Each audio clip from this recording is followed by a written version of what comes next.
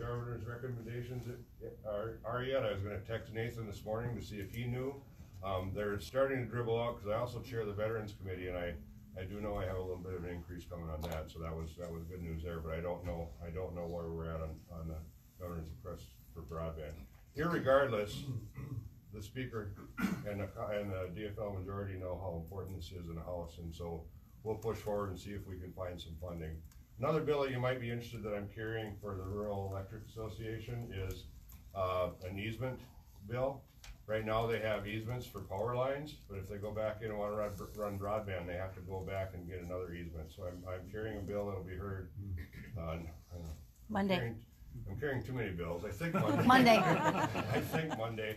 Yeah, it is Monday morning, Monday at noon, I think, or 12:45, to allow those easements. So because our cooperatives are really doing a good job of extending the service to their members where they can and where it's available. So with that, I got votes in committee I'm supposed to be at, and I just wanted to come up and address you real quick. So a couple of questions, and then I got to run.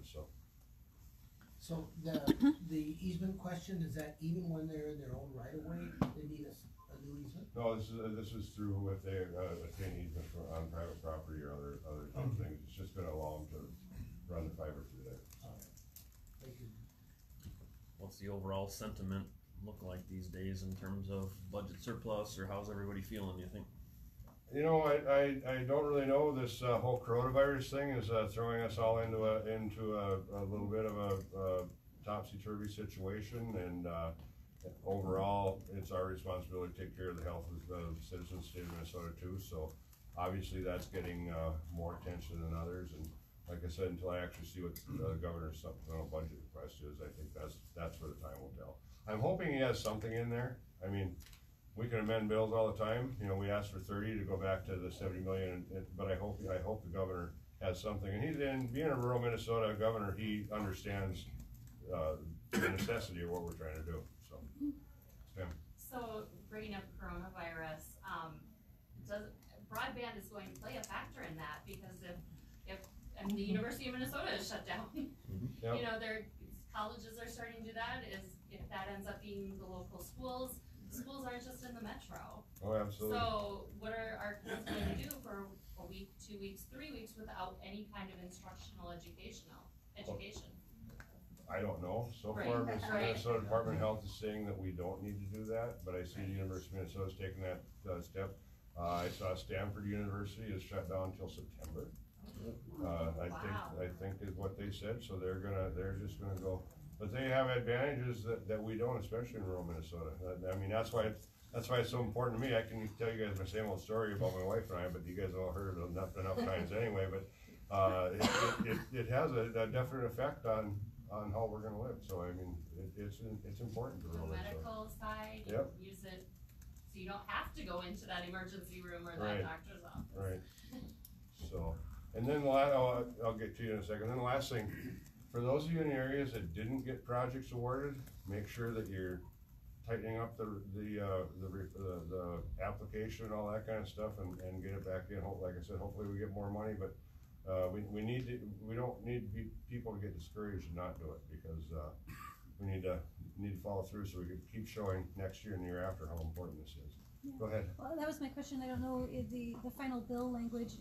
I had heard that there was 30 requested for this year, and that there would be 30 each year after that. Is that correct? The way the bill's written right now is we put $30 million in the base. I don't know whether that'll happen, but that's ultimately my goal. Okay. And probably on that, we talk about tails around here and how far out they go. We may have to put a sunset of some sort, amendment sunset in there, because, you know, I mean, 10 years from now, do we need $30 million a year for 10 years? I don't know. So there might have to be some kind of sunset, but that hasn't been talked about yet. So. Okay, thank you. Thank you for your work. Yep, you bet.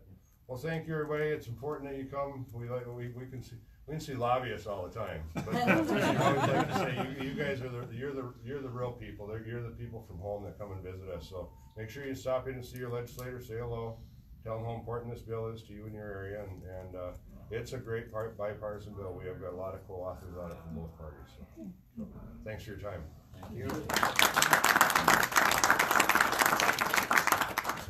You bet. Thank you. Yep. Appreciate it. Hey, how's it going? Good to see you. All right, so again, thank you all for coming out today. It's great to see you all here. Thanks for making the trip this morning. I know some of you came from quite a ways away. Yeah, don't forget that. I've done that, and it's not a good day. All right.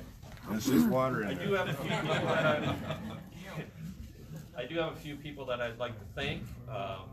Want to thank, first of all, Nancy Hoffman, who's been our chair for quite some time, and she had some health issues in her family that she said that she needed to take some time to deal with, and I'm happy to report that things are going well on that front. So good news there, but keep her in our thoughts and prayers. So thank you, Nancy, for all you've done.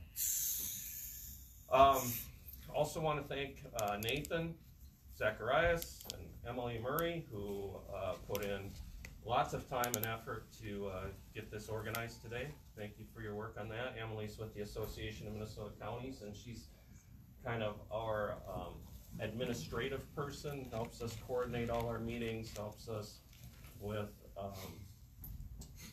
correspondence to all of you and everything that keeps us ticking behind the scenes. So we appreciate her for that. And then, of course, Nathan is our lobbyist here at the legislature, and we know how important it is to have boots on the ground here on a daily basis. So thank you for helping us in that way.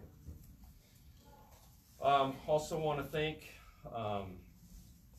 Heidi Steinmetz for taking care of so much of our website work and other media things that she helps with, as well as taking care of ordering these today. So if you did not get one of these or do not have it on, I would encourage you to put it on. It really does make a statement that we're here as a cohesive group around the legislature today. So we have plenty of them out there. If you want to take any of them back for your groups that you work with on broadband initiatives, please do so. If you have events coming up, it would be a great way to show some support for your local events as well. So please talk to us. I'm sure we can arrange that. And again, thanks Heidi for taking care of that.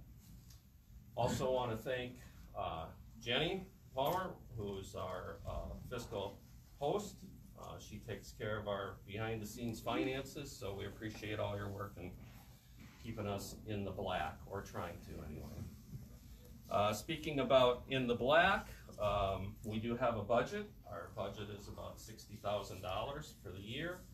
We're still short in our budget. We want to thank the Blandin Foundation for all of their past support and current support and continued support. We have several folks from Blandin here today. I think Bernadine's here, Mary's here, Ann is here, and we appreciate all of them and the work that they do and the support that they provide, but it's not enough. So there are many supporters in the room today, financial supporters. If you are not a financial supporter, we hope that you will consider becoming a financial supporter for the group here.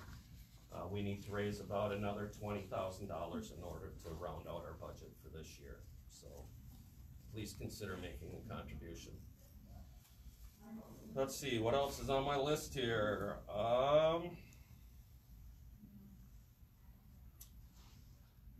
Representative Ecklund has done a yeoman's job in pushing broadband for all of us for several years. I think this is the third bill he's sponsored now, at least. And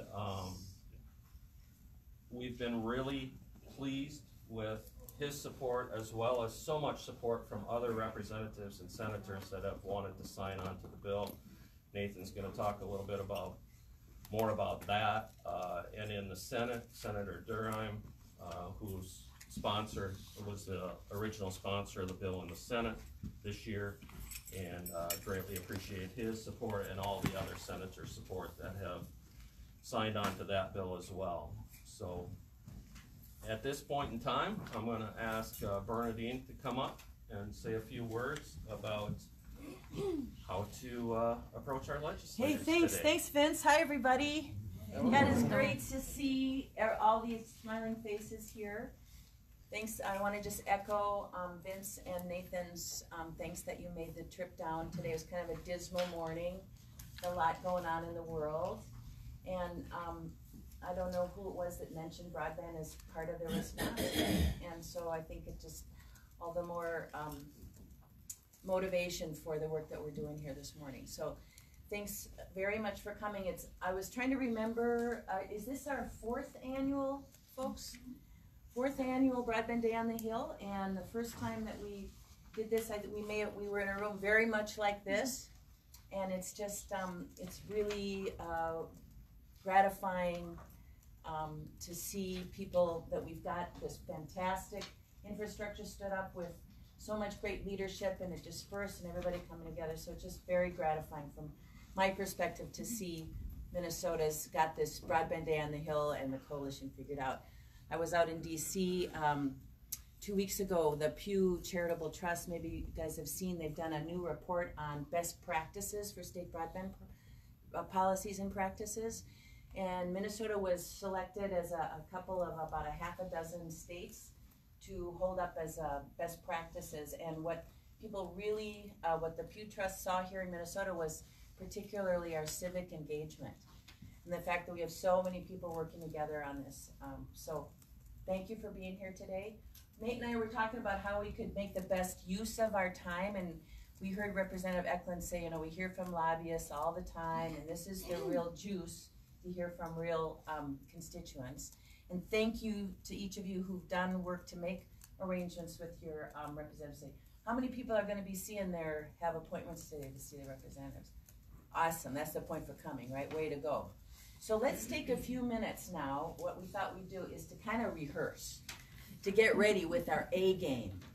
You guys know about elevator speeches, right? So you get a chance, and you don't want to blow that. And practice really helps. So what I thought I'm going to pass out sheets of paper here, and I'm sure everybody's got a pen in their pocket, or you can borrow one from a friend. And what I'm going to suggest we do, here you go, is this is what works well for me, is everybody first on your own. We're going to take 3 to 5 minutes, get your piece of paper, get out your pens, and formulate in your head what is your key message that you want to deliver to your representative today. Are you asking him or her for something? You want them to do or think something, right? You're here because you want them to do or think something. So take a few minutes and write down your pitch, your speech, your elevator speech. What do you want them to do and why? And we're going to, everyone, I think it'll really make a difference to write it down. So take a few minutes. And then I'm going to invite you to turn to the person next to you and practice, rehearse your pitches with each other. All right, so just take a few minutes now and write out your pitch.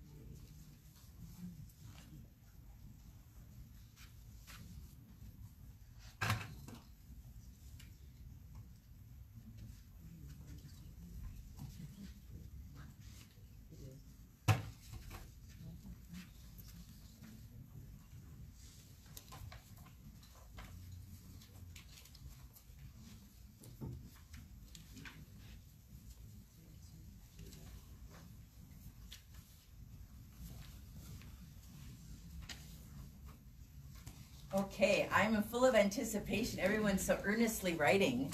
Wouldn't it be fun to hear from one another about this? So let's do a little practice first. Find somebody that you are going to share your pitch to, and we'll take about, I don't know, 5-6 minutes. So each person gets a chance to pitch your pitch. So have at it. Practice. Here we go. You want to go first? You want me to go first? Can I pitch to you? Yeah, of course you can. I'm not going to distract you. No. Chris, you're going to be on the video. Oh, Jan, you're the best. You'd be the best sample. Are you okay? I'm going to make sure you're okay with it. Okay. Okay, because you have done this before. Okay. Okay, so trying out an elevator pitch on broadband to rural areas. Here goes. So I'm meeting with my representative or senator, and I want to tell them, please increase broadband funding, grant funding for the next 5 years. $50 million a year would be great. Rural citizens really need it for healthcare, education, and business operations now, especially in coronavirus times. Nice. But also in the future. What do you think? I think that's good. I think that, well, as Representative Ecklund said, they're all worried about coronavirus now, so I think to mention it, and it is a way to keep people home. I hadn't even thought of that yet, but that was a terrific idea, and certainly it's true. Yeah. Wow. Yeah. My sister's kids have both been sent home from college. Wow. Yeah. In Winnipeg? No, not mine. My sisters, they're both in the U.S. Yeah. So they had, and U of M's closed. U of M closed. It's wild. It's hard enough to miss the experience of it, but then to miss the education of it. How will those kids catch up? I mean, if you don't have broadband, how will you catch up? What will you do? I'm actually kind of surprised this event didn't get canceled, but I'm glad it didn't. Me too. I need to meet with you guys. No, to it's always keep my super fun. spirits up. It's always super fun, yeah. And you'll do a good job. Now, do you know your representatives? Yeah, I was going to say you know them. They hear from me a lot. A lot. Yeah. In fact, I could not get a meeting with Ecklund because he was too busy, and I really need to head back home by 2 o'clock. But I am meeting with Tom Bach this afternoon. Good. They know how you. That makes And a the difference. Co-op Light and Power is going with me, so they're going to be in there together. So that's terrific. You can tell our little story. And, Amazing. And this is what we need. Well, hopefully. It looks good, I think. Yeah. I think it's positive right now. Yeah. So I'm very hopeful. If it doesn't happen, it's not for lack of love for broadband. Oh, yeah. It'll be something very external, but I think it looks A good. couple of years ago, it was not so good. Yeah. You remember. Okay, everybody, can I draw your attention back? So Thank you. How'd that go? Good. Yeah. So I'm gonna exploit some of the relationships I have here in the room and call on some people to share their pitches. And Barbara, I'm gonna start with you because I know you're so good at this. So let's just hear from one another and be inspired from one another. And it'll be curious to see what themes people decide to include in their pitch. Barbara, stand up. Let's hear your pitch. Who are you meeting with today? Barbara Derrick, Lancaster County. My representative is Senator Draheim. And we were just talking about telemedicine and a possible blended enhancement project in Lesueur County to work on telemedicine issues, which are so huge and enormous now. Only 2 townships in our county are funded for fiber to the door. Everybody else is really beside themselves right now, even more so than usual because of the health issues going on. So that's our pitch. So, thank you, Barbara. That was great. And so the next person that we're going to hear from, let's role play. So speak. Hello, I'm Barbara. I'm here to speak with, who was your person? Senator Draheim. Hello, Senator Draheim, like that. All right? Awesome. Who else has got the gumption to stand up and share? Or I'll call on somebody. Doyle, nice. Thank you, Doyle. Let's hear it. Let's hear it. Come on, stand up. I'm Doyle. Hello. Who are you meeting with today? I'm meeting with Representative Senator Rory and Representative Nelson. So I'm Mr. Nelson. We know each other on a personal level, both that. So I guess it's it's easier to say, obviously today is Broadband on the Hill. Broadband has the capacity to be the great equalizer, but the reality is broadband accessibility now is a have or have not issue. That occurs at all levels, rural, urban, county to county, city versus city. The state broadband program needs to move broadband to the catalyst to equalize. Needs to move To become the the catalyst. catalyst for equalize Equalizing. opportunity. Nice. Thank you, Doyle. Good. Nice, right? That was good. Thanks. Okay, Jan, you knew I was going to call on you. Jan Keogh has been an intrepid advocate for broadband for Cloquet Valley and has been up here. This is not your first rodeo, Jan. Nope. Stand up and let's hear your pitch. Okay, so I'm meeting with our Senator Tom Bach this afternoon, and I want to say hi, Tom. This is Jan Keogh. We know each other. Our broadband grant proposal was not successful, and a lot of it was due to the fact that funding was short at the state level.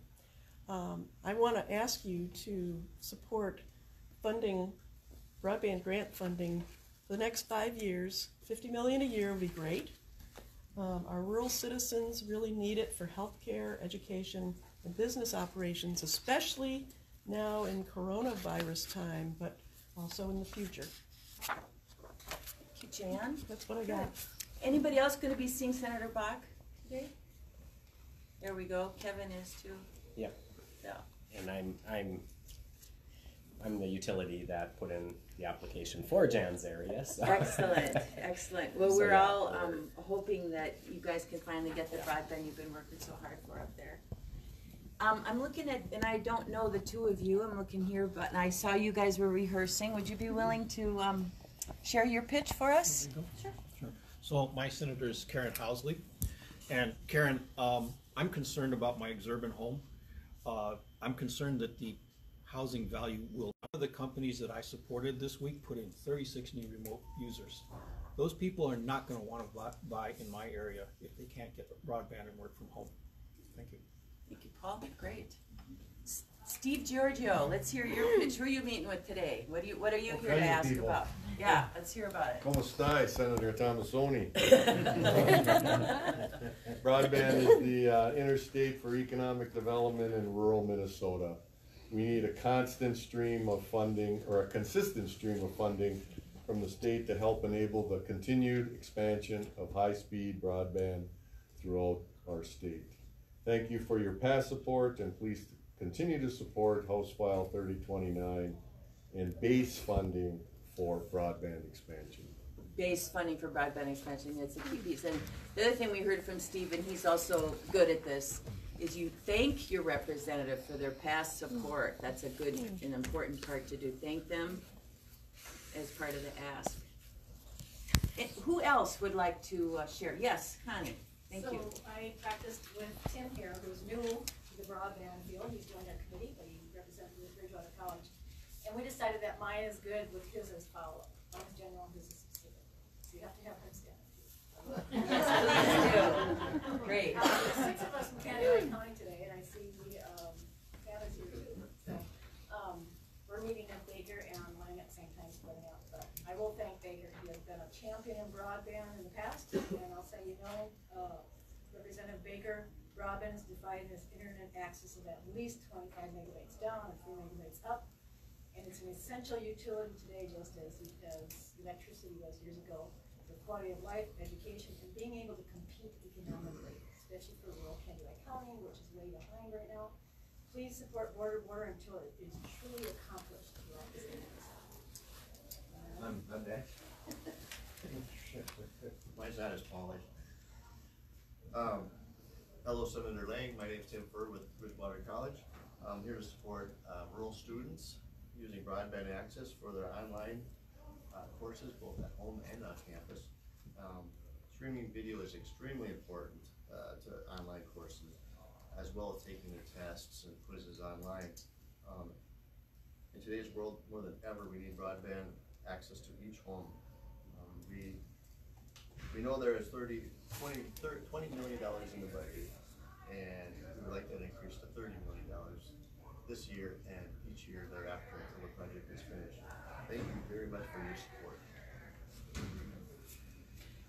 Can I ask a clarifying question or comment that Tim made? It increased to 30 or increased by 30? By 30. 30 is on top of. On top of, yeah, thank you. And Connie, just one other thought I would say in response to, you talked about 25.3, which is the current FCC definition of broadband. But from my perspective, I think it's important to keep our eye on those 2026 goals and say that by 2026, our goal is 100 by 20. Keep the eye on that, because that 25.3 is not a very useful goal, as Tim said, you can't stream video with. Yeah, that's an FCC goal, but I'm not doing that. If we're gonna do anything else. All right, we're gonna do it. Yeah. Nate, do we have time for us, Nathan? Do we have time for one more? I guess he's out in the hall. Let's, who else? Is there someone else? Yes, please. I would actually say the same, Ramsey has some of the same things. So I'm Michelle Moransky from Wilmer, and we are meeting with Senator Lang. Are you meeting with Dave? Or? Yeah. Okay, so we're splitting up, so it's good that we have some of the same ideas. For me, starting, it's, as you know, broadband is a necessary utility in today's world. It is an important tool for communication, education, health services, and an expanding global market. We cannot afford to allow rural Minnesota to be left behind in this digital age. So I ask that you support funding projects to bring broadband to the under and unserved areas. And then David has a couple of good points too. Or Ramsey, sorry. Thanks. My issue would be the stranglehold that the incumbent providers have for quashing projects, and then they will not be held accountable. Yeah, so to increase some of those things. Yeah. Sure. Did that happen in your county? Yep. Yes. We lost a big project. Can you get specific with that, Zach? Nathan, is that something that you can get specific with? This happened in our county. I know the challenges are part of the message this year so much, but. Yeah, I think the message from everybody today should obviously talk about specific issues, but the message today should largely be about advocating for the funding for this grant program, because the more funding that is available for the program, the more projects that can get funded, and the more power that you have as communities to bring these services to your communities. So I don't want to tell anybody to keep quiet or anything, but the message we want to send today is about funding and keeping that front and center. So again, it's the details matter. So Nathan, it's 30 million in addition to, is that the language we're using? Correct. Yeah, and I'll go over that a bit in my presentation, but $30 million per year is what the House and Senate bills both do. Well, we had a good people. Any final people that want to share their pitch? Betsy, we didn't get to hear from you. I know you've always got a lot to say. Pointedly. Whitney. So I'm going to be with Stephen, Betsy, meeting with Northeast legislators, and one of the things I'm going to say is, I'm boots on the ground every day in the last month, maybe even last 3 weeks. I've met with 16 different communities with over hundreds of residents that have projects in the pipeline that need the state funding, and continue to your certainty to that, and in the form of base funding would help create better projects in the long run. Great. Thanks. Well, they're warmed up, Nate. Thank you, everybody. Let's give a round of applause for Bernadine. So I thought it would have been a good idea to get you guys engaged on something. Most of the time we spend listening to people drone on and on and on, and so it's nice to get some pen on paper and some conversations going. My name's Nathan Zacharias. I know some of you know me well. We've worked together a lot over the years. I see a lot of folks that have been here all the years that I've been working on this, and likely have been coming to these since before I even started working on the issue. As was said before, I am the lobbyist for the Broadband Coalition. I'm here every day. I'm reaching out to legislators, meeting with them, telling them about how important this is, and generally advocating on behalf of the coalition. So my brief presentation before Commissioner Steve Grove gets here is just to give you guys a bit of an update on where things are in the legislature. Sort of a broad overview. The session began on February 11th, and it will end for now on May 18th. So it's a shorter session this year than normal. Usually the sessions will start in January. That was the way it was last year. That was a full budget session where the state develops its 2-year budget. And of course, last year there was $40 million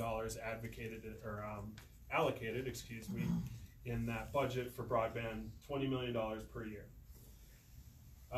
Some other basic facts: the House is held by the DFL. They have a 75 to 59 majority.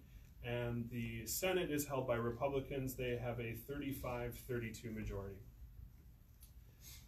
All representatives and senators are up for re-election in the fall. So this is, there's some high stakes here for them to get some things done, to bring back to their districts to run for re-election. So we hope that broadband can be a part of that.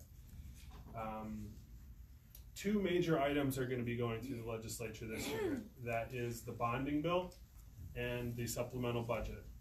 Now the bonding bill, this year is known as the bonding year. If last year was known as the budget year, this is the bonding year. This is the year where the state borrows money to pay for infrastructure projects, and this really is separate from the general state budget process since it's done by borrowing. The bonding bill requires a supermajority to pass, so a bit more bipartisan cooperation and negotiation throughout the session on this. And that bill must start in the House of Representatives. Just some fun facts for you on that. As far as the proposals out there, Governor Walz presented his package within the last month or so, and it's about $2+ billion. The House has said maybe around $2 billion, but there hasn't been no official bill released yet. And the Senate is likely to be around closer to $1 billion. The Republicans have said that's more of a comfortable number for them. But again, there haven't been any firm proposals outside of the governor's bonding proposal, so we're still waiting there.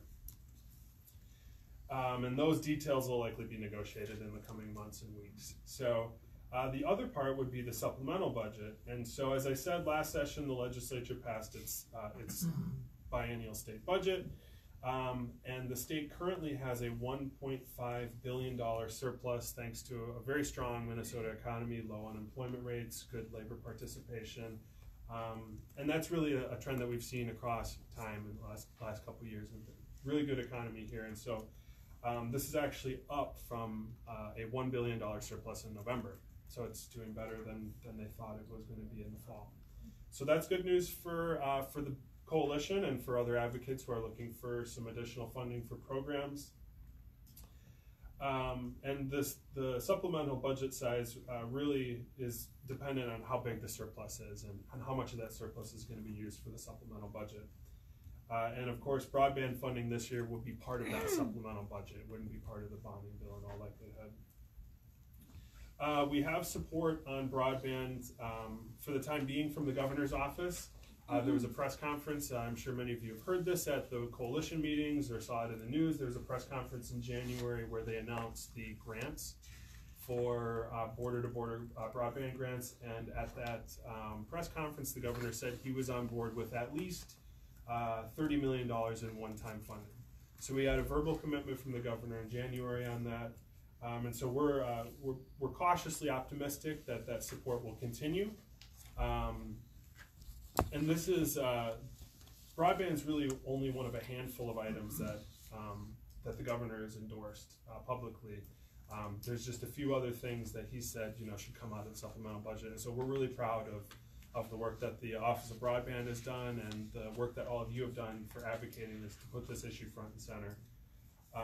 And it really started us off on a good foot to get the legislative session started, knowing that we had that support. So from there, we introduced a couple of broadband bills. House File 3029, which I believe you have in your packets. You can take a look at the language if you'd like. And Senate File 3049. Those are identical bills. One's in the House, one is in the Senate. and they are moving through the legislature. There's also a second bill in the Senate, Senate File 3586, but this is what we call a clone bill. It won't be moving, it won't be getting a hearing. It's simply to show additional support from senators, and that's because in the Senate, they limit their co-authors to 5 per bill. And so we know that there's a whole lot more senators out there than just 5 that support broadband, and we wanted to give them an opportunity to show their support. The bills, as have been said before, $30 million per year in ongoing funding, and that includes a direct appropriation for this fiscal year, which would make grants available for this next grant cycle. It would bump it up to $50 million total. Let's see here. February 24th, the Senate bill was heard in the Senate Ag Committee and was laid over for possible inclusion in their supplemental budget. And shortly thereafter, on February 26th, House File 3029 was heard by the House Greater Minnesota Jobs Committee. They didn't take any action on the bill at that time. They're waiting for their budget targets before they take official action on the bill. So that's as far as the bills can move at this point in the process.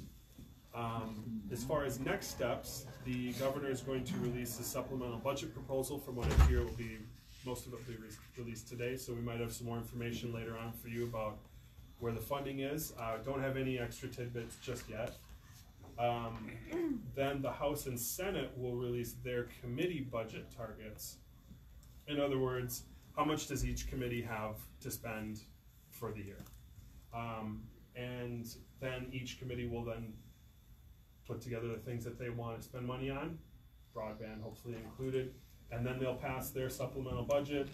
All those committees' supplemental budgets will be rolled into one, and then a supplemental budget will be sent to the floors for debate and votes. So the last thing I will say here before Commissioner Grove takes over, I just wanted to say why it's important that you're here today. So as I said, the governor hasn't quite yet released the supplemental budget proposal. Committees have not been given their budget targets yet, but we really expect these things to happen soon. So this is the absolute perfect opportunity for you to speak directly to the people who are making decisions on this and let them know why broadband is important before they make those decisions. And as was said earlier, they hear from people like me all the time. I am always pestering them. They know when I walk up to their office or catch them in the hall that here comes Nathan and he wants to talk about broadband. So, but they don't always get to hear from what I like to call real people.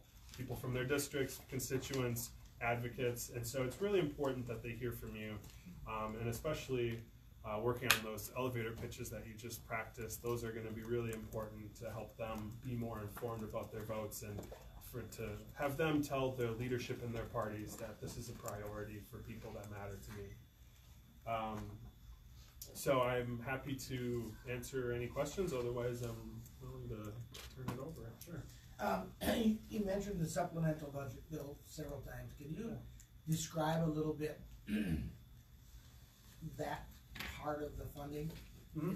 So if the governor has a $2 billion bonding correct idea, that does not get included in that $2 billion.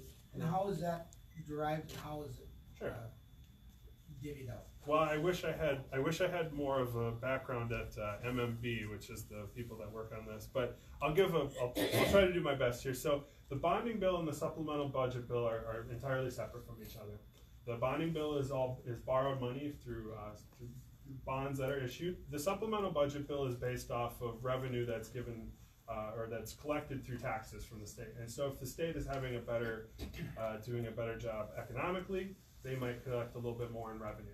And so that money will be added to the state coffers and can be spent on projects that would otherwise not be spent on, or things that they want to do a little bit more for, if that makes sense.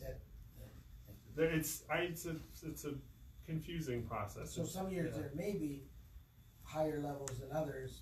Right. Because of this year we have a budget surplus, there may be a little bit more money. That's right. And there are times when there are budget deficits Yeah. too. So it's when there's a good economy, there's often surpluses. When it's not so good, there's sometimes deficits. So it can fluctuate. So absolutely. What's the Senate file, the main Senate file number? Senate File 3049. Do we have language on that in our packets? We don't, but it's identical. Okay. So yeah, it's identical language. They're twin bills.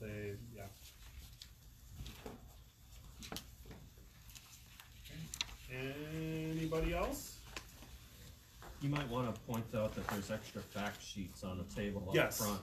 So if Thank you, people Vince. want additional fact sheets to hand to your legislators, they should go ahead and pick those up. Yes, please do. And I'll have, before we head out for meetings, I'll do another brief talk about some meeting tips, some do's and don'ts. And as Vince said, we have a pile of fact sheets out there. Please, when you meet with your legislators, hand them that piece of paper, because whether or not that piece of paper might sit on their desk, they will remember it. Pieces of paper they hang on to those, and it does make a difference. So grab a few extras and hand them off in your meetings. We can always print more. Okay. Well, without any further ado, I'm very pleased to introduce to you Commissioner Steve Crow. Hi, Roy. Nathan, good to see you. We're doing this now. All right, we are. I know it's kind of hokey, but kind of model behavior in government. Hey, everybody. Thanks for having me here today. I don't know if you've ever worn party beads at the Capitol. This is awesome. Love the idea. I'll wear this all day. Thanks for having me, and thanks for coming together. This is a really important coalition, as you know, and I think it is hard work to get money for programs like this, and it's thanks to all of you and your leadership that it happens. And so you being here today is really, really critical. I can't stress that enough to make sure that this remains a priority for the legislature and for our government. I want to particularly thank Nancy Hoffman and Vince Robinson from the coalition who are here today, who worked tirelessly on this issue. Nancy was with us when the governor announced this year's grants about a month and a half ago or so, I think. 20 million in grants went out, actually a little over 20 million because we'd had some reserves from the previous year. $70 million in applications, so it was the highest kind of delta over the issued grants that we'd had in that program's history. So there is a pipeline here, and I can tell you we turned away a lot of really, really good grant proposals when they came in. It was really exciting to see that many people and that much energy for this program. You know, it seems sort of cliche to even talk about how critical broadband is to the modern economy, but just because it's cliche doesn't mean it's not critical. You all know this very, very well. Broadband is essential to the operating of our modern economy. It's essential to the operating of modern life. And I don't think there's a moment that highlights that more crisply than the moment we're in right now with the COVID outbreak. As schools are having students be sent home to dial in remotely, as workers, like my former employer Google, everyone's working from home across the US and in Europe, and many other employees are doing the same. And even as students begin to engage remotely, having that broadband internet access makes that possible. We had a grant up north, in I think it was near Red Lake, that a few years back put broadband into the school system there. And then when they had snow days coming up after that grant landed, the Hill County School District was able to send students home, was able to be confident that those students could chime in and get lesson plans, you know, from remote distance. So this is really important for schools. It's important for families too. We see a lot of farmers who are able to operate their farms remotely because of grants from telecoms like BevCom and others that came through this program. People that can work remotely when they're feeling ill or otherwise can't come in. And then for businesses, of course. Economic development doesn't happen if broadband isn't there. We were up in Melrose, the governor, when we announced this year's grant round. I met with a lot of different companies at Arvig, which is the provider there that has, I think, gotten 4 or 5 grants so far from the program, and it was issued another one this last round. And there was a couple companies there, Warrior Boats, and what was the farm company? Farm Systems, yeah, who came to tell us just how important this was to them. Warrior Boats said that they had to have workers come in on the weekends when the bandwidth was lower because they simply couldn't get online during the week. And Life Systems says they were at the precipice of moving from Melrose to the Twin Cities because they simply couldn't do their business without broadband anymore. And these grants will help change that. And so at a time when the urban-rural divide is a very much talked about issue, and at a time when Minnesota really wants to be the kind of state that's a model for the fact that you can live anywhere in this state and contribute to our economy really powerfully, this issue could not be more important. So we're excited. We got work to do. We're about 93% penetration at that state mandated goal for 2022 of 25 down, 3 up megabits per second. Every percentage of that is a harder percentage to get, so these grants become all the more important. And in rural households, we're only 86% of those numbers, so we've got some work to do. We've done a lot of work as well, which is why we want to thank you all. We've done about $108 million in grants to 140 projects that have connected about 50,000 businesses and people to the internet through this program, and it's just essential to making that possible. One of the things that we're thinking about a lot indeed right now is, in addition to the grant program, which enables connectivity, how do we make sure that we're fast-tracking development once that connectivity hits?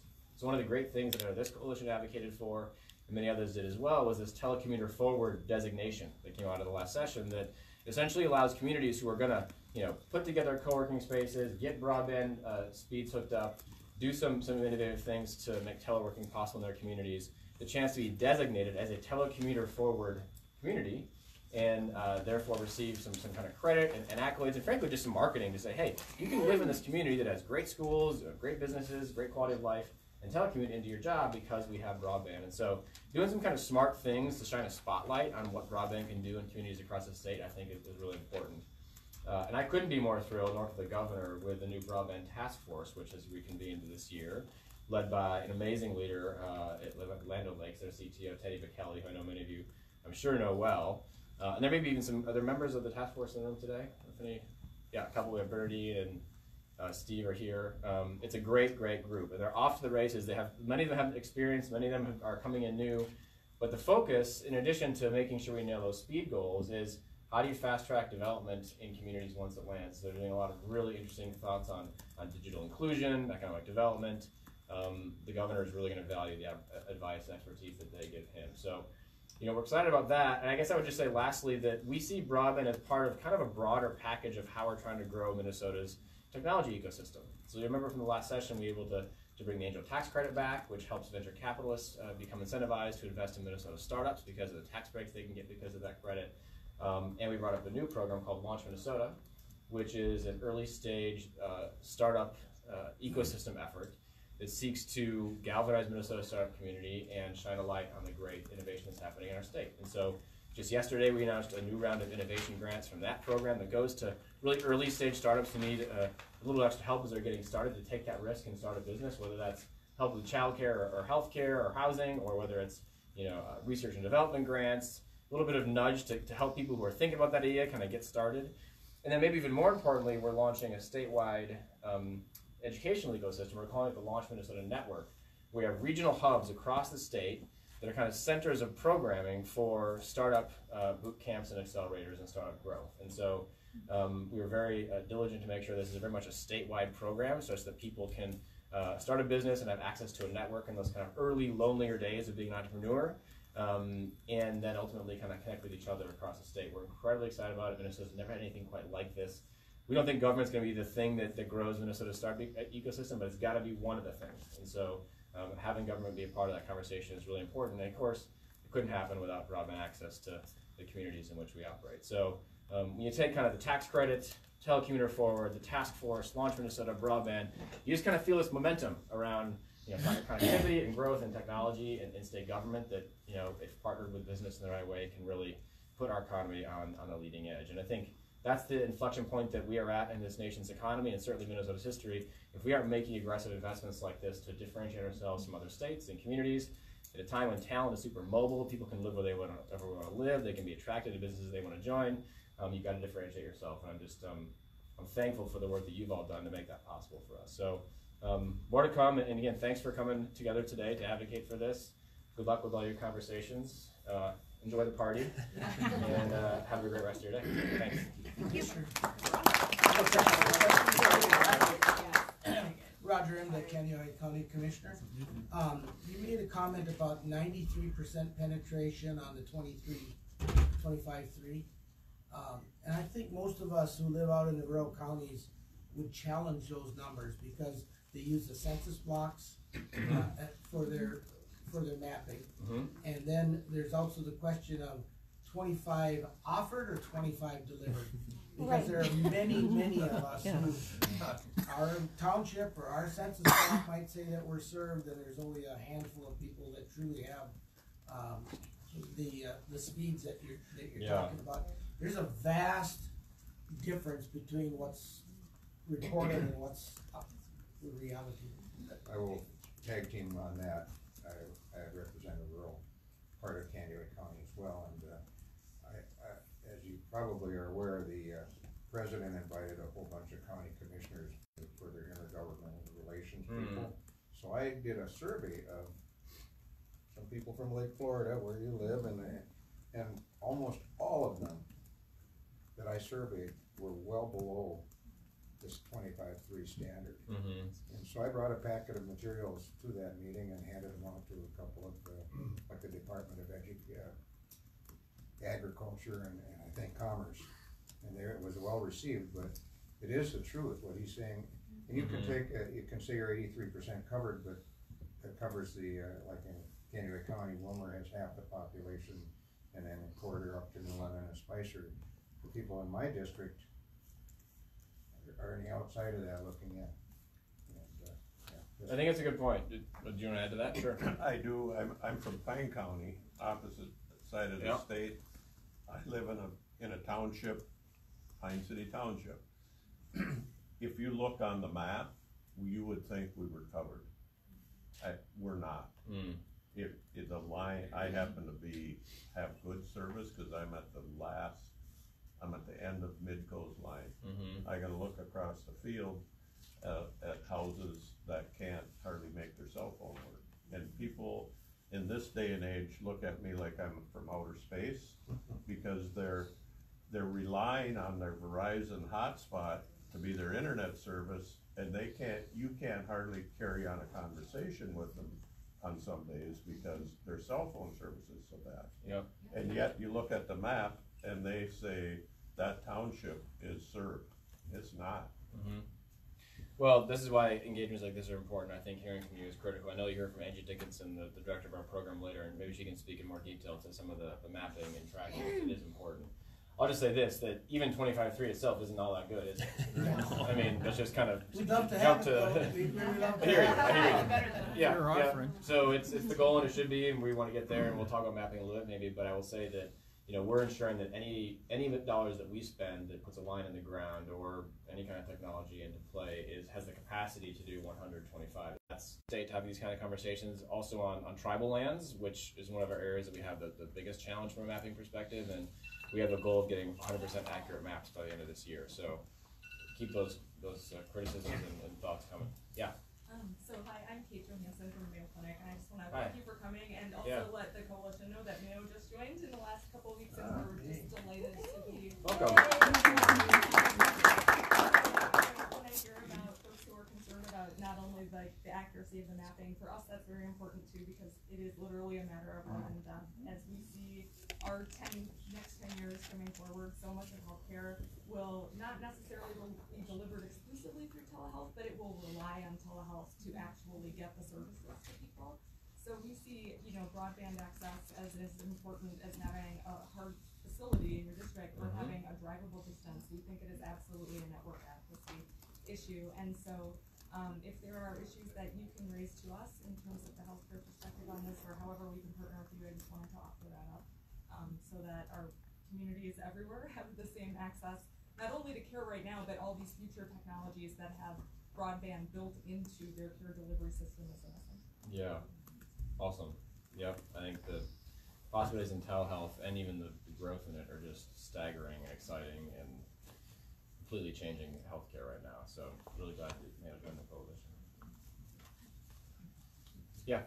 I'd just like to focus a little bit on the E in D, economic. Okay, and saying there's two E's actually.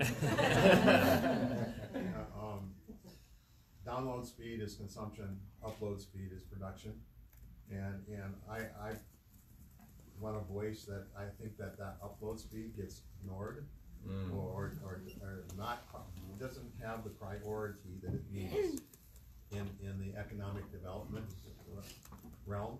So 3 up is the same as let's dial, you know, dial up at that point. So as we do these programs and set our goals and whatever, I would really like to see increased focus Mhm. on the upload part of it and the technology that it takes to meet that upload speed. Yep. In however we award our money and when we set our goals and continue to focus on the production side. That's a great point, Doyle, and I think, we talk to companies all the time who are taking USB drives and getting in the car and driving somewhere else. They can upload their social media content, their videos, their files, whatever it might be. That slows business down pretty bad. So you're right, and I think that's why the 125 number is the more important number in a sense, but you got to start from getting that kind of basic infrastructure there and move forward. It's a great point. Any final questions before I? Yeah. I just wanted to bring up another telemedicine aspect. Rural counties and pharmacies. We are losing pharmacies. My own employer health plan changed to where we could only go to CVS and Walgreens. The independent pharmacies are really, really struggling. They're such an important part of economic development. And there's no easy technology answer for that. But I just wanted to raise that because it's a huge issue in rural areas where you have to go to a big town to get a pharmacy, and it's really sad how they're being driven to CVS and Walgreens, period. And mail order. That's just wrong. We're losing our pharmacies.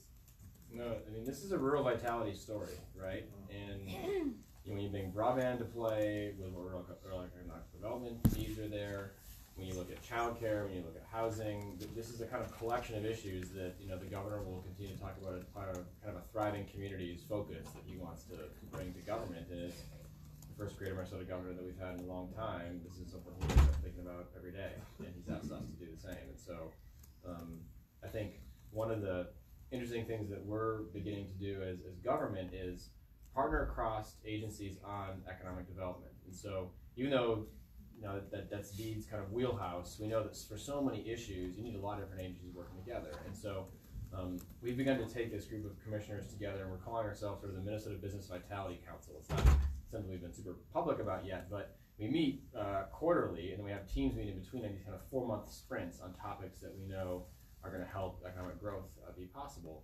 The first two that we're tackling are how to grow a better hemp industry in the state, which is a big one, and then how to grow the number of CTE classes in high school, because we know that from a workforce shortage perspective, that's a big one. So we're going to continue to pick off these issues that we feel like are crucial to rural developments and just economic growth in general, and take this kind of holistic state government approach. So we're bullish about that initiative. We think that DE and AG and MPCA and DNR and Dolly and OHE and others who are all focusing on the economy need to kind of work as one government on that front, and so more to come. But it's a great plan on the pharmacies. I think it's broadband is critical to so many businesses, and health, as we've just mentioned in the last two, are sort of central to the vitality and well-being of rural Minnesota. So thanks for that. I just want to take this opportunity to encourage you guys to continue to raise the bar. I think 25.3 is a great goal for residences. It's nothing for a business. I'm a business owner. If you look at how quickly technology is progressing, unfortunately legislative action is lagging quite a ways behind. So anything that we can do to looking at the future goals, I mean, the Franconia Township put in a grant that CTC would have brought us 100 up, 100 down symmetrical service. We're going to continue. We're going to push for this grant for this coming season. But I think if you guys can look at raising the bar, I know right now you have your goals set, but as you look ahead, we need to look at eventually gig service up and down. No, I think it's a great point, and I think you should continue to advocate for that. This is something where there's our broadband program, our border broadband grant program, but there's also other ways that we can grow broadband access, right? And so working with those federal dollars in the right way, we've begun to look at, do we get creative in the ways that townships can put up the matching dollars that are required to get some of those federal dollars there? So we're looking into some of the financial instruments we could do to help more federal dollars flow into the state. Many of you may be familiar with Dig Once, which is MnDOT's kind of a partnership with D to make sure if they're putting in some conduit or something under a freeway, they leave room for fiber or put the fiber connectivity there so we can latch into it when we're ready to move on. And so there's the grants, yes, but there's all these other things we want to do. And the governor's asked us to not just focus on the money for the grant program, but look at some of these other tools. And you'll see more and more emphasis on those, I think, coming soon. And I think that the speed goals, you're right. The 125 is critical. And the good thing about having some of this in statute is it can really focus us, so thanks for that. Well, thanks again for coming together today and for all your leadership on this issue. I'll just say, in my first year as Deed Commissioner, it's just been such an honor to get to work with the amazing team that Angie and Diane lead at our Office for Broadband Development. You probably all know this, but they are national leaders in this space. This program that you've all helped us create has become a model for so many other states. Angie was just out in DC talking to Pew, who has recognized Deed as having an extraordinary program. When you combine the mapping and the grants flow and the administration of this program, it's really become something that we're grateful for. In fact, Angie kind of was here helping start the program here. She then went to Wisconsin, helped them go from, I think, 0 to 100 in about 4 or 5 years, and we stole her back to Minnesota to come back to our program. So in classic Minnesota fashion, we let somebody leave, we drug them back in to help us grow our work here. So we're really thankful for her leadership too, and for all of you. So have a great day in the Capitol, and enjoy your time here. Thanks for having me by, and we'll talk to you more soon. Thanks.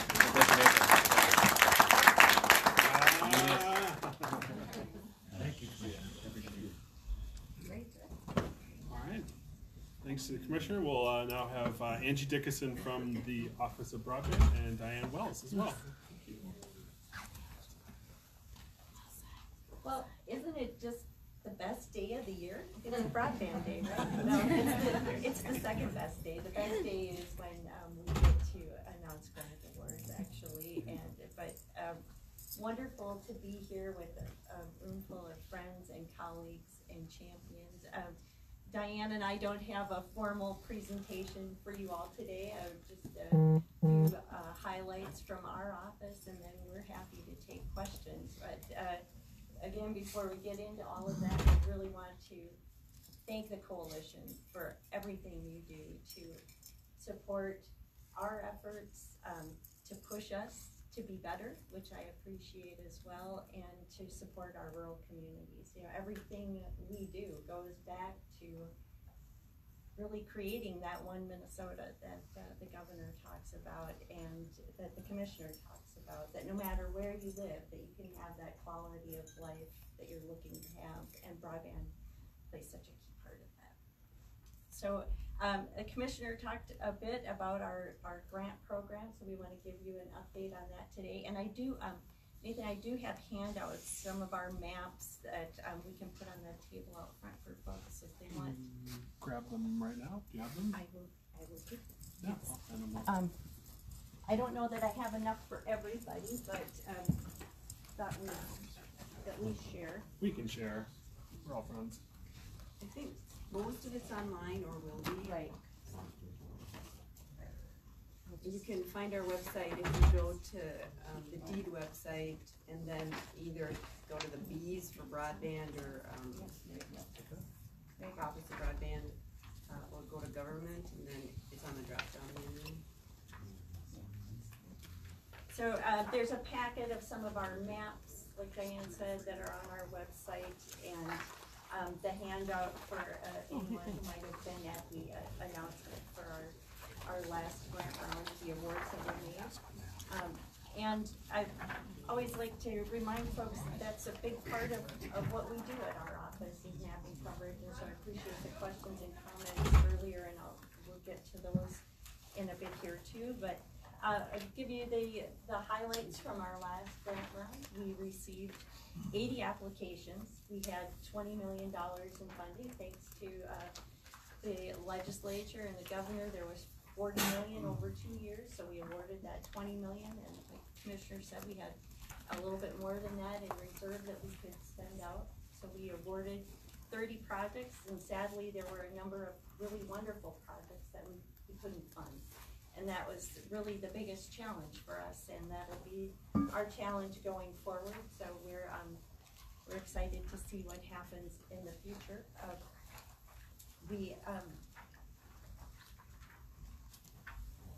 In terms of the grant round, I want to echo what others have said today. If your projects weren't funded, please come back. I know a number of folks, actually folks in the room, have already talked to us or made appointments to talk to us. But in most cases, it's not that your application wasn't good enough, it was simply that there wasn't enough funding to go around. So please don't get discouraged. please come back, please continue to work with us, and we'll do what we can to help out there.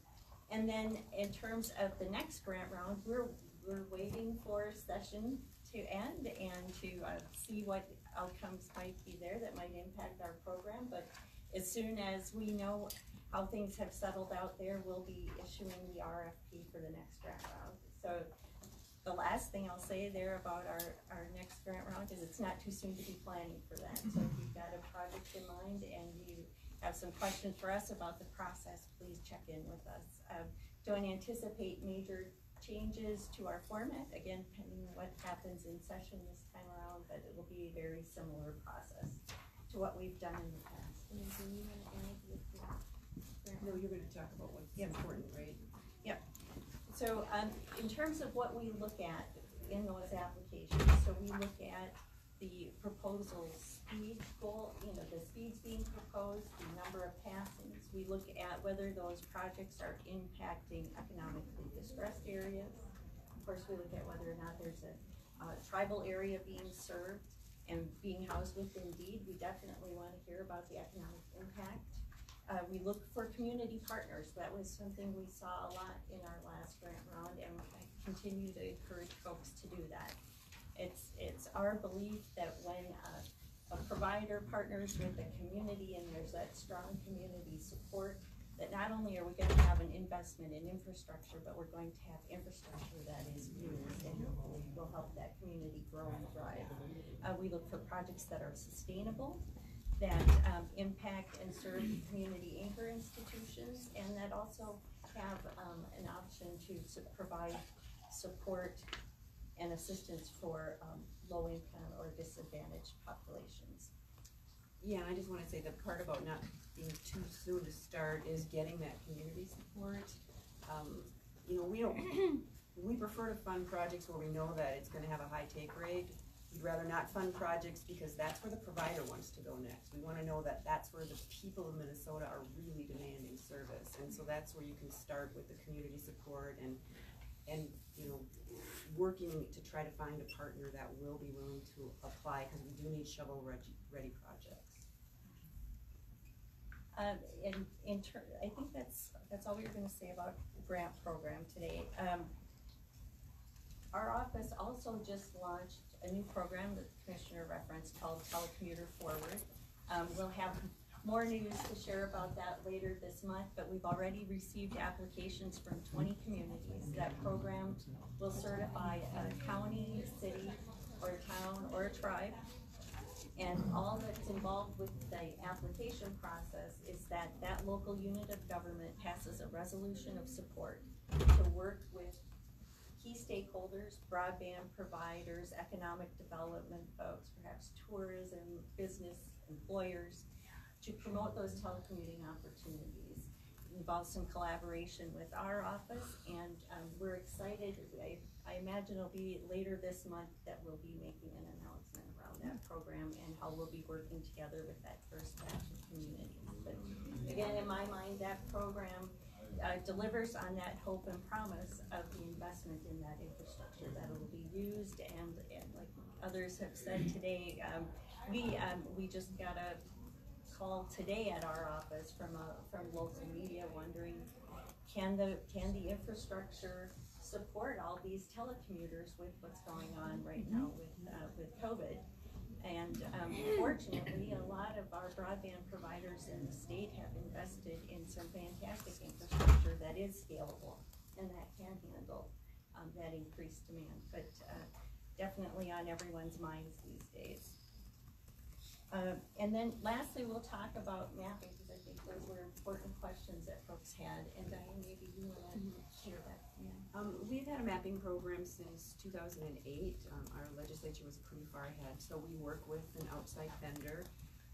And then during the R, or stimulus funding, 5 years, the federal government funded that. And we have one of the few states that have continued on with our broadband mapping. I will say it's an entirely voluntary process. We can't force the providers. We do try to encourage them by, if they get a grant, they have to provide service, and they also can't, or provide maps, and they also can't challenge a grant application if they haven't been providing us with mapping data. We are a little bit different than the federal program. For some of our large cable companies and fixed wireless, we still do get it by census block. But for most of our telecoms and our small cable providers, they do cut it to their service area. But I would ask that if you have a location that you feel is inaccurately reported on the map, call us and we will go back to that provider to figure out what's going on or where their coverage actually is. And it can be a little bit confusing because it's, you know, if it's 25 meg down and you have to do you do the test on your Wi-Fi because that already dissipates some of the bandwidth. So it has to be a plugged in test, speed test with just the one device operating, because if you're familiar with the technology, the 25 meg you get isn't 25 meg at every device you're using. It's to the location and it splits for every device that's connected. But you know, please contact our office. We'll work through that. There is a bill that has passed the U.S. House and Senate. I think it's going to the president for his signature, has bipartisan support, and to the extent that that improves the mapping process at the federal level, that will trickle down and force providers to at least use that better practice at the federal level for the mapping data that they submit to us, especially addressing the census block issue. I have a question regarding the whole grant process. The federal government's got a ton of money that they're distributing through the major carriers, and we have a grant process coming from the state, but they don't work together. In fact, sometimes they absolutely clash, and it was what happened in Candiway County a couple of years ago. If you use all that money together and cooperatively, I think we could get a lot more done, especially when you consider the remote people that don't have access right now. You mentioned tribes. We have a tribe of Norwegians in northwestern Canada County. They're really needed badly, and I represent them. So that's what's happening. We're creating little pockets where nobody's ever going to get any coverage because the providers can't make any money, and if they do have the coverage for the phone, they use that, like Roger says, they're not delivering what they're promising. And I wanna thank you for all the work that you do, and I'm proud that Minnesota is a leader in the mapping, but I'm a little fearful, even with what was the new program, something forward? Telecommunications. You send out the message that we got it here in Candiway County, and they find out, they come out and where they wanna live may not have it, likely doesn't have it. They want to live, we have a lot of lakes, and if they want to live on the lake, they ain't got it. And so I'm not going to let up on that. And those providers are a part of a problem because they may provide one or two services in a location and then call it served. So I take that with a grain of salt when they deliver the mapping. And like Diane said, we want to work with all of you to make our maps better, and we're continuing to advocate at the federal level to make that happen as well. It's a slow process, and for a lot of folks in the room, we've been at this a long time, right? But we're not going to give up. We're going to keep working at it and making it better. In terms of pairing our state funding with the federal funding, it has happened in the past quite successfully. We have run into some challenges with that as well.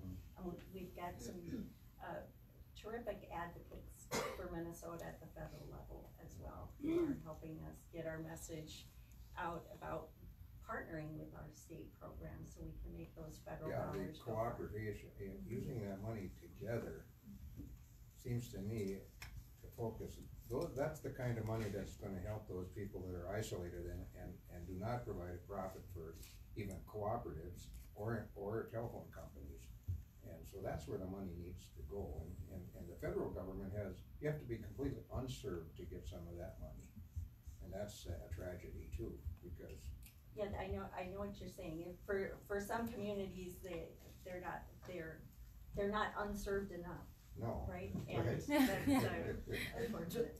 To Commissioner Nissen's point, some of these local or current providers, they'll take the grant money and they'll build out from where they're at, where the wave of development has moved, the houses have moved up, and so they have that density that they need to make money.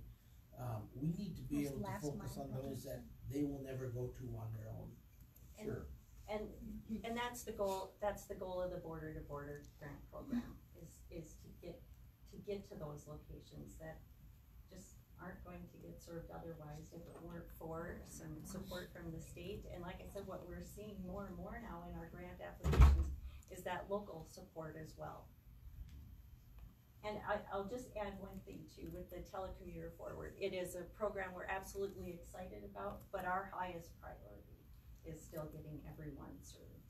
And in those communities where you have the haves and have-nots, my message to folks is we can still promote and use the infrastructure we have as an economic development tool and focus on getting our unserved areas served at the same time. I'll go left to right.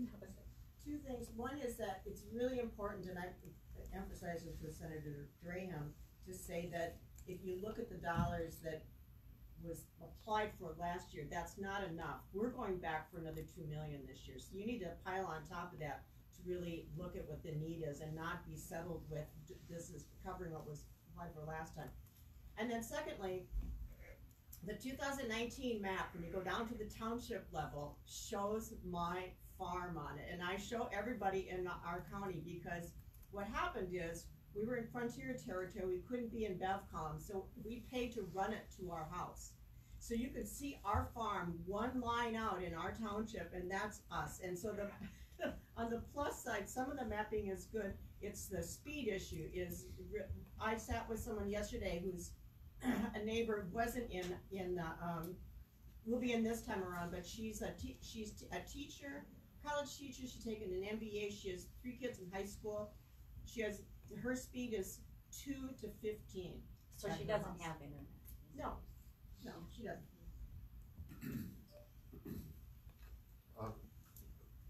Kind of building off the mapping, is there a way to flip a filter and then say, here is the coverage, but here's what it's gonna look like with 2026 goals?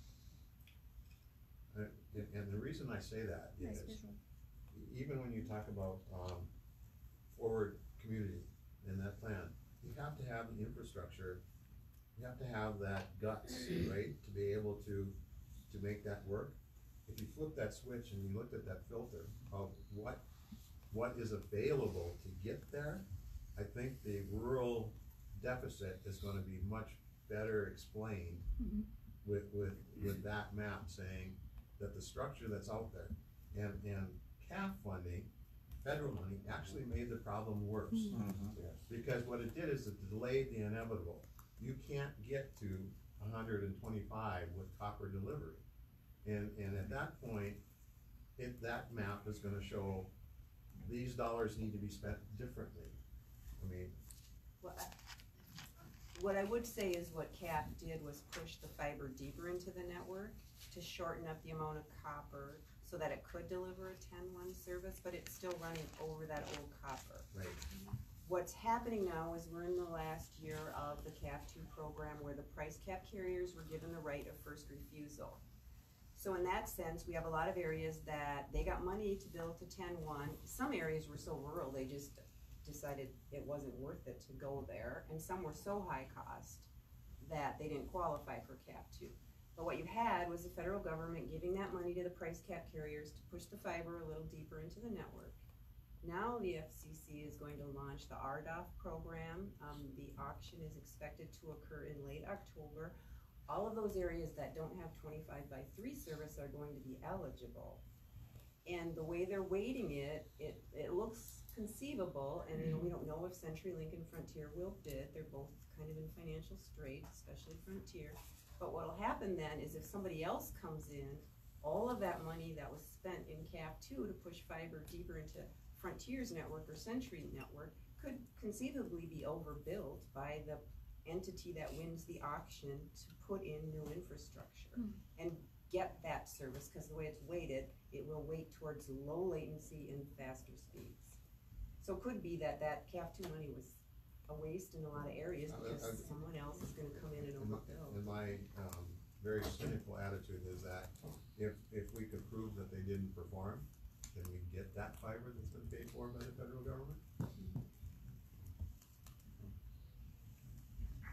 And that is another issue is that, they get the money with no promises, with no commitment to when they're gonna complete a project, and there's no teeth in it. When they don't. Yeah. Well, and it's the federal program, I mean, we want to be clear for folks that what we're talking about is not the state's border program, but you're talking about the federal program, which. But there again, that's that cooperation that needs to be, well, we had a phone company did a road project in my district. And the phone company got this cap money, I don't even know if I'm saying it right, federal money, they put copper in the new road deal, so they're not even planning ahead for the future. It makes no sense. And one of them, I'm talking too much again, but one of that same phone company told one of my constituents that why should we come here, there are more cows than people here. That's pretty, and they haven't yet. Well, we will continue to. Internet too. Yes, they do. Especially robotic milking and internet too. I like that. How's the internet too? They do. But showing the mapping with the 2026 goal, I think, like I said, makes the point of where infrastructure is not going to meet the goal, and therefore, whatever gets awarded and however the programs get decided is that it aims at that as well, okay? And then the forward community is only gonna support, in my caution says it's gonna further divide the difference of one county and another county. Because in Canadian County, the only place that could be forward is a town that's already served, right? That can make that designation. So there isn't a speed requirement in statute to be certified as a telecommuter forward community. And to your point, in your packet there is a map that shows at the township level the 2026 speed goals. So it's the blue and yellow map. I'll also say that's on the fact sheet that you have, also has the 2026 map too. There was, I think you were. Yes, thank you, Angie. I just wanted to thank you and your crew for all the work that you've been doing. City areas that are kind of thing, because I think we're getting down to the hardest places in Minnesota. A lot of my places are like that. I agree with you, Jan, and I'll share with you, we have had those discussions internally about the 50% match, because that is a challenge, and just like you said, we're talking about the less densely populated areas where coming up with that local match can be a real challenge. Well, and proposals that try to exceed the 50% match have an even more difficult time making it work. Huge burden on the We've residents. got, well, thank you both. Let's give them a round of applause. They've done a great job. And we are very fortunate to have our Senate author of the bill here, Senator Rich Draheim. I'll let him give us a few remarks. Thank you. It's been a busy morning already, so I apologize for not being here earlier.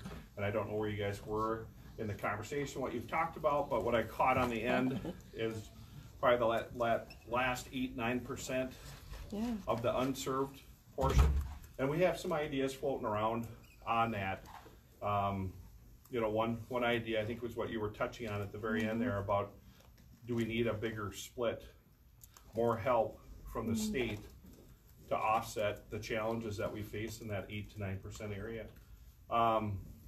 You know, then the other idea is to open up the technology a little bit. The goal should be fiber to fiber to everywhere. Yes. That should be the goal. Yes. But as we look at this pandemic, or whatever you want to call it, right now, going on, and we're having serious discussions about e-learning for our kids, how long can we wait? Right. You know, how long can we wait for fiber to fiber? And at some point, we got to say, we still want that goal, but in the meantime, we need to do something. So my idea for doing something is, I think we should split it up into 2 pots. I think we should have one pot to go towards the unserved. Because if my kid was in that unserved, I would be very disappointed that my kid's at a disadvantage my kids are still school age. So they're still on a computer every night getting their homework. And so I think we owe it to our school kids to try to do what we can for that last half, or excuse me, the last 8 or 9%. But my idea is put 2 buckets of money together, wherever that comes from could be debated, and guarantee it will be. And then keep the other half towards our 2026 goal. So we can't leave that, you know, we should have a 2-track plan, in my opinion. I'm open for ideas. There's a bunch of ideas. Senator Cran, I don't know if he's stopped by yet, but I know he's very passionate about this issue. And, you know, we're trying to do the right thing. We're trying to keep the funding consistent the best we can. But I think what we're facing with this coronavirus, and we don't want to debate if we're overreacting or not, that's not the point.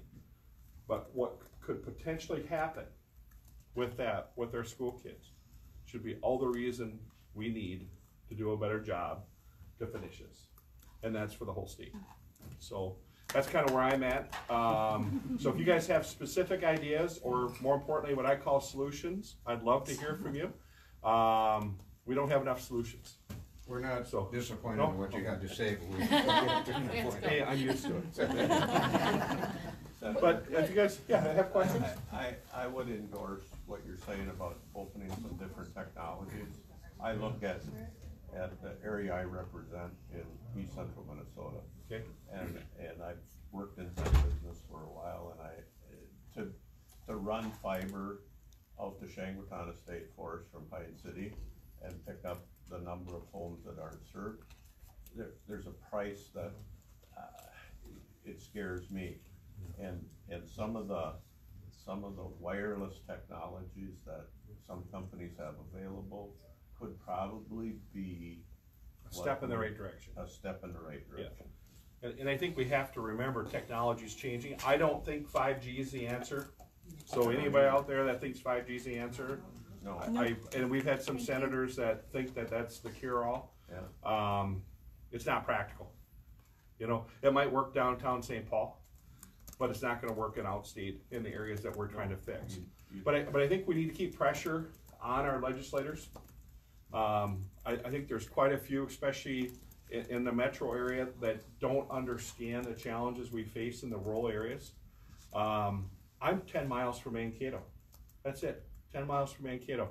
I'm on a very affluent lake, and I have one option, one poor option, one very inconsistent option. So I would love to see someone else come out to my area with a real solution. I would love to have fiber, but at least I have something, you know, and for my kids, I have something that works most of the time.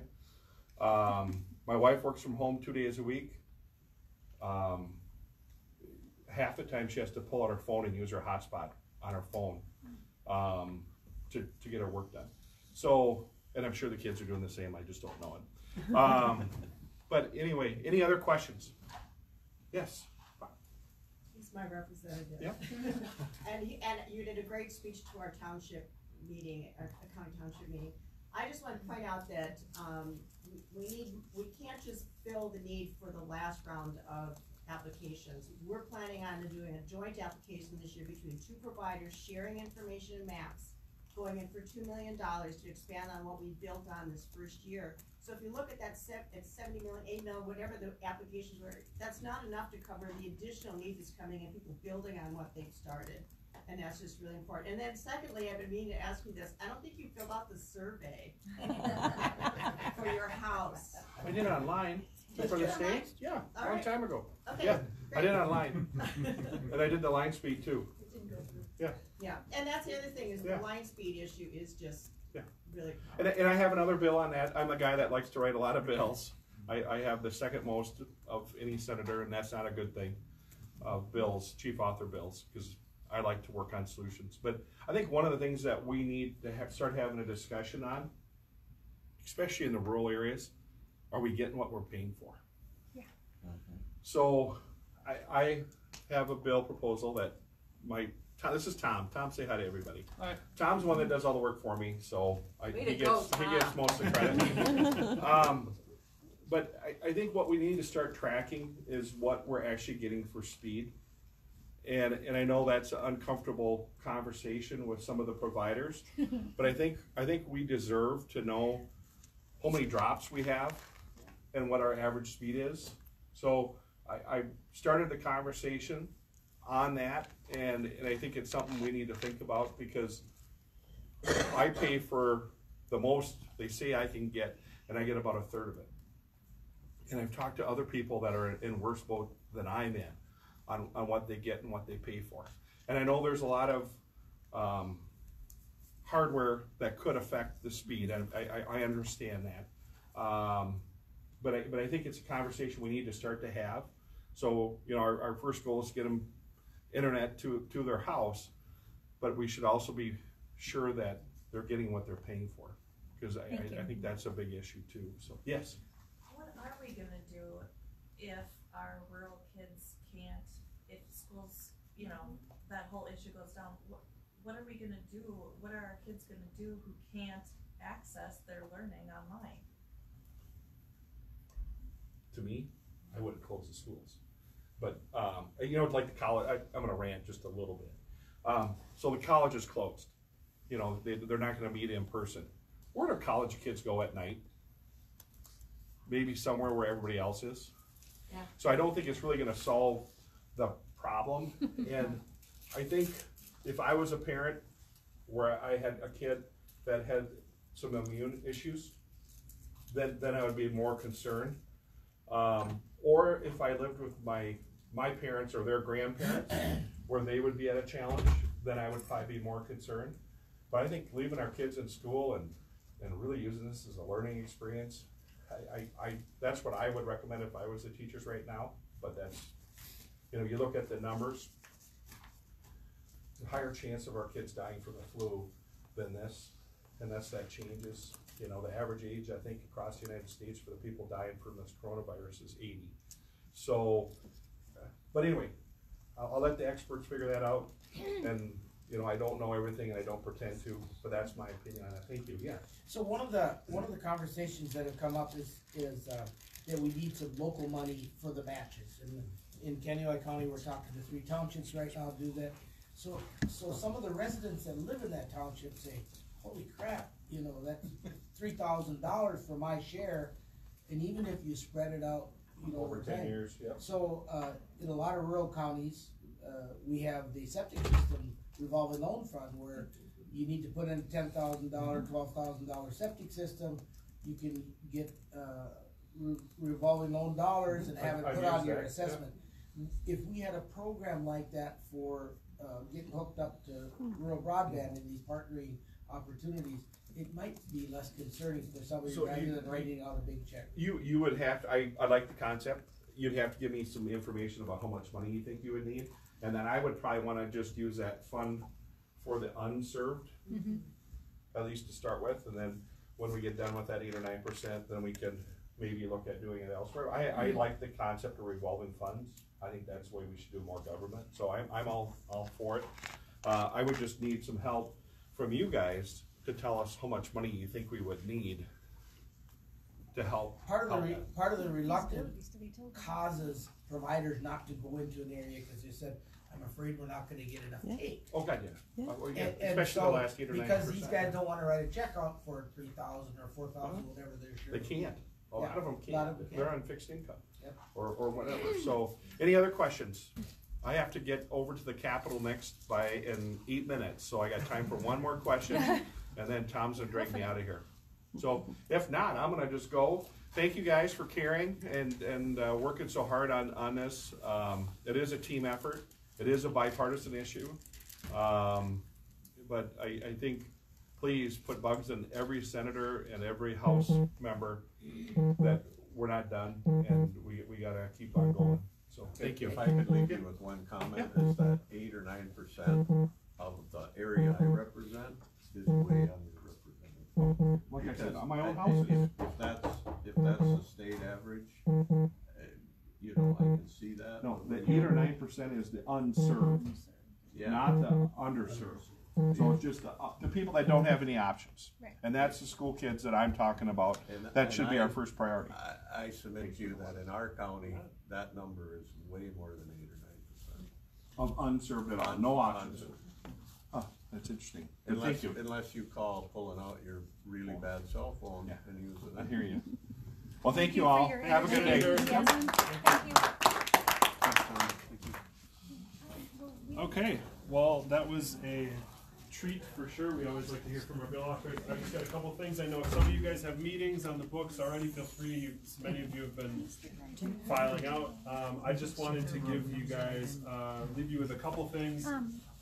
First thing, box lunches will be delivered here at noon, maybe a touch before. So plan to be back here if you can to eat then, because at 12:30 we'll all walk as a group over to the governor's office and we'll be meeting with the lieutenant governor. So it's going to be a real treat. We're very fortunate that they've agreed to meet with us. It's hard to get on a governor or lieutenant governor's schedule. They're very busy people, and it's great that they're taking some time to say hi to us. If you look in your folders, you have a sheet that says Day on the Hill tips. These are some basic tips for you during your meetings. Some of you guys don't need to read this. You're very experienced. You've been here, you've done that. You know what's going on. But they're just some basic reminders. Things like don't argue with the legislators. Don't tell them they're wrong. Respectfully present your points. Be respectful of their time. Be kind and polite to their staff. Their staff are the ones, as he said about Tom, they're the ones that know quite a bit, and they help run the senator or representative's life. So be very nice to them. Be direct in what you're advocating for. Try to leave chit chat to a minimum. A conversation about the local sports team or the high school hockey tournament can eat up half your meeting, and then you're going, we didn't even get to talk about broadband. So keep it on topic, and then explicitly ask them to vote for or support the bills as they come up. Ask them to talk to leadership within their party to make this a priority. These are pretty basic things. I got 12 points on this sheet, so if you want to read through them, you can. And another reminder, I'll say, please grab extra fact sheets. They are out on the table outside, and remember to give them to legislators. And if you don't have a meeting scheduled, go to your representative's office and talk to their staff and leave them with paper. And if you're not sure who your representative or senator is, just come talk to me and I can help you figure it out. So unless there's any other questions, I'll let everybody break for the morning and take on some legislative meetings. Thank you. Okay, good. Thanks, everybody. Oh, sorry. Oh, that was my fault. No, it's not.